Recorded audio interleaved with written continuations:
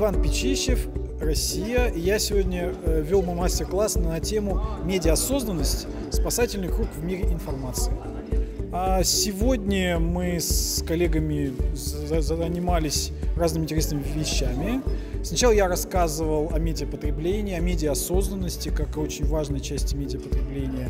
Потом мы обсуждали пузыри фильтров, в которых мы находимся, и каждый рисовал свой круг доверия, каким медиа доверяет, каким форматам доверяет. Потом тестировали эти круги, смотрели, как в эти круги доверия попадает дезинформация и насколько все уязвимы.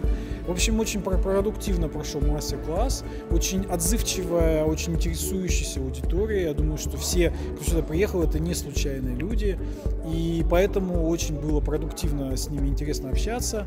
И я думаю, что это очень хорошая традиция должна быть, проведение подобных конференций, чтобы люди из разных стран собирались, обменивались опытом и придумывали какие-то варианты, как противостоять потоку дезинформации, который на нас льется.